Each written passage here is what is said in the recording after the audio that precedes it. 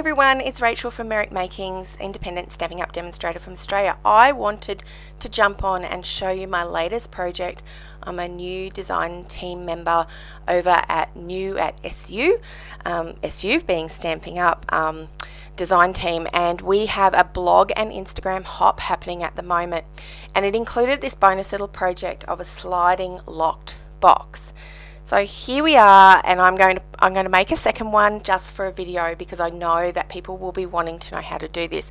And a big shout out to a couple of different demonstrators, which I didn't write down their names, but there were several versions of this on YouTube already that this is where I learned to do it. And a huge thank you to my team member Lisa, who showed me this box, and I was really keen to give it a go. So I've put all the instructions at the bottom of the screen as much as possible.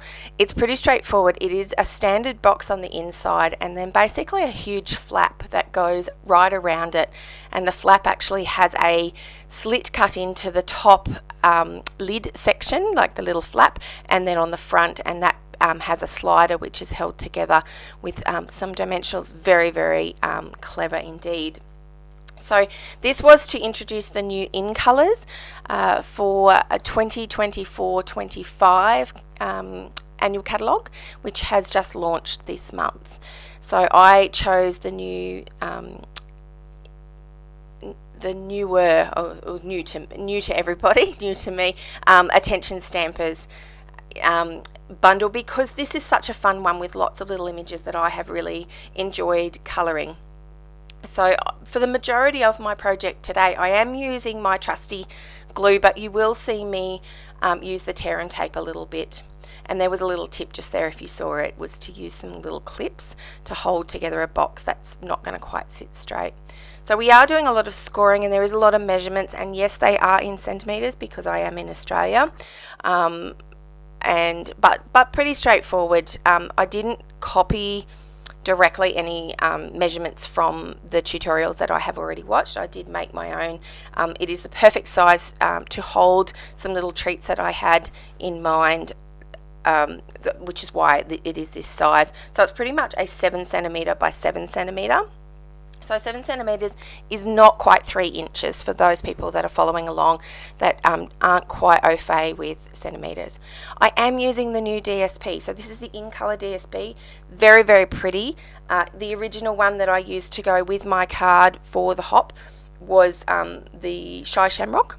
This one is the Pretty in Pink. Now, Pretty in Pink has a very special place in my heart. It's one of the very first colours I purchased as a customer about 17 or 18 years ago when Stampin' Up first came to Australia, and there was some friends from playgroup that all got together and decided to do some card making, which is how I got into card making. So I was really thrilled at On Stage in Melbourne a couple of months ago to actually see that this was coming back. It sort of was nostalgic for me. Now this part, I had to use a die from a retired set. I can't even remember which one it was. I think it was the Cracker Treat dies. So you will see that yes, there they are. I brought them in, and I was just using this to get a really nice cut. My original one, I did just do by hand, and it probably didn't finish as nicely as this. So I did opt for the little slot to be cut with a die cut this time. So just search through all your things that you've got. If at a pinch you don't have that, just use your trimmer or a pair of scissors or a scalpel and cut out basically the parts. So you want the box lid, the flap that comes across the front, to actually go, the slot goes all the way to the edge, so it's open, and then this base piece is in the middle of it, and you will see that I'm using my dimensionals to create a barrier that the sliding mechanism will actually be inside. Do leave a little bit of space because you want the barrier to be wide enough that it won't slip through that slot later on. This part I did get a little bit fiddly for me just to make sure that it's right. It's really hard to give you dimensions, so you just need to cut and measure and just check that it is. Now I will admit, the first time I made this, I did probably do 2 or 3 prototypes, just purely just to work it all out and get everything right. And so this was one of my changes, I've used 2 dimensionals in a row because this stops it sliding around. I think if you use the one, it does tend to spin a little bit in that mechanism. And you can see how easy that is just by putting your base piece for your front embellishment and then adhering it to the front, and just using dimensionals means it's got that room to slide. So here I am in this video. I really did speed up my colouring. If you're really interested in colouring, I have got lots of videos on colouring. So this was just really to show that you just grab one of those little small images.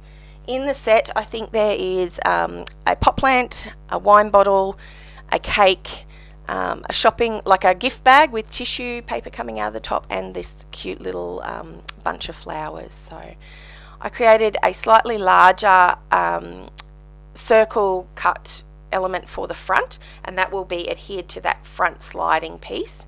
I did want that base to be quite large so it wouldn't slip through at all, but I needed to make my embellishment for the front just slightly larger. And I just added a very simple sentiment, which also comes in the Attention Shoppers stamp set. Some great sentiments in that too, and I really love the fonts in this one. And I did use some of the ribbon. Now, I'm not a ribbon girl, but this is perfect for these kinds of projects as well. So you just adhere that and hold it in place for a second whilst that Tombow glue dries. I love the fact that it dries so quick. Now, the first couple of slides, it feels like it's a little bit sticky. That's why I say just give it a go. Thanks for joining me, everyone, and hop over to the blog and see what else I've created. Thanks very much.